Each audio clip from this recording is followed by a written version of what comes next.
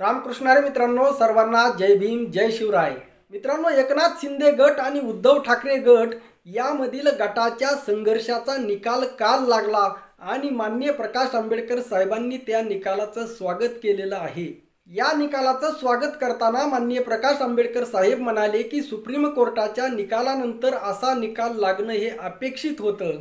म्हणजे निकाल काय लागणार हे माननीय प्रकाश आंबेडकर साहेबांना अगोदरच माहीत होतं आणि अशा संकटाच्या प्रसंगी माननीय प्रकाश आंबेडकर साहेबांनी उद्धव ठाकरे यांच्याबद्दल सहानुभूती दाखवली आहे की अशा तुमच्या संघर्षाच्या काळामध्ये आम्ही तुमच्या सोबत आहोत।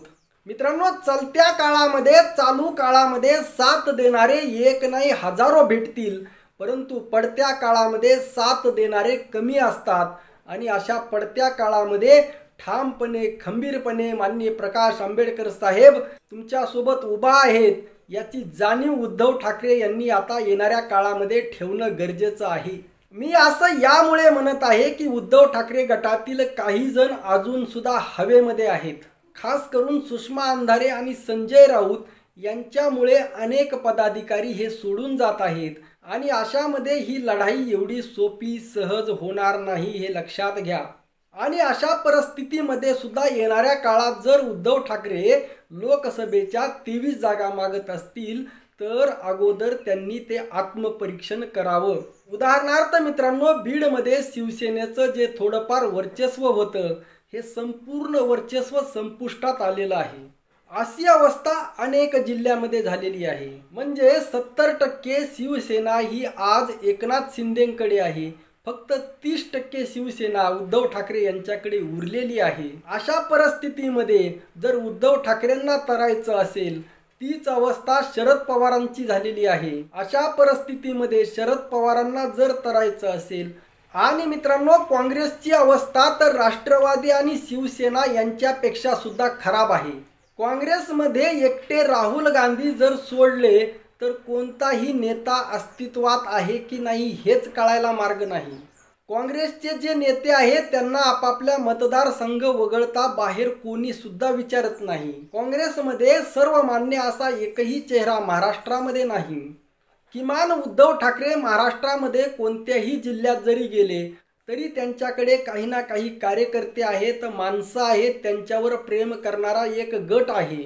तीच अवस्था थोड्याफार फरकामध्ये शरद पवारांची आहे, परंतु काँग्रेसकडे असा एकही चेहरा आज नाही। आणि अशामध्ये माननीय प्रकाश आंबेडकर साहेबांमध्ये प्रत्येक जिल्ह्यामध्ये प्रत्येक तालुक्यामध्ये वोट बँक आहे, मजबूत वोट बँक आहे। त्यामुळेच महाविकास आघाडीने जर तुम्हाला जिंकायचं जर असेल तर वंचित बहुजन आघाडीने जो 12-12चा फॉर्म्युला दाखवलेला आहे, मांडलेला आहे, तो ॲक्सेप्ट करा।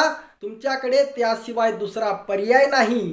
जर तुम्हाला जिंकायचं असेल केवळ भाजप सोबत नाही, ईडी असेल, CBI असेल, इन्कम टॅक्स असेल, या सर्वातून तुम्हाला जर वाचायचं असेल तर ते काम केवळ माननीय प्रकाश आंबेडकर साहेबच करू शकतात। अशामध्ये माननीय प्रकाश आंबेडकर साहेब एका वेगळ्या भूमिकेमध्ये आहेत, एका तारणहार भूमिकेमध्ये आहेत। ही लोकशाही, ही राज्यघटना, ही कायदा सुव्यवस्था, सर्वांचं स्वातंत्र्य हे जर अबाधित राखायचं असेल आणि तुम्हाला तुमचं राज्य सुद्धा जर परत आणायचं असेल, वर्चस्व टिकवायचं असेल तर तुम्हाला वंचित बहुजन आघाडीला समान स्थान दिल्याशिवाय गत्यंतर नाही। आणि वंचित बहुजन आघाडीला सुद्धा ही विनंती आहे की तुम्ही यापेक्षा कमी जाग्यामध्ये सेटलमेंट करू नका।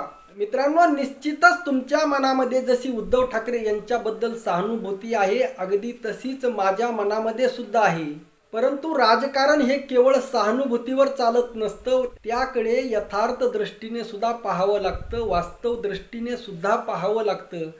ती दृष्टी या महाविकास आघाडीकडे येवो हीच सदिच्छा। आजच्या पुरतं एवढंच। प्रत्येकाने चॅनलला लाईक व सबस्क्राईब करा, प्रत्येकाने कमेंट करा, कमेंटमध्ये किमान जय भीम जय शिवराय एवढं लिहा। रामकृष्ण हरी, जय जगद्गुरू, जय शिवराय, जय भीम।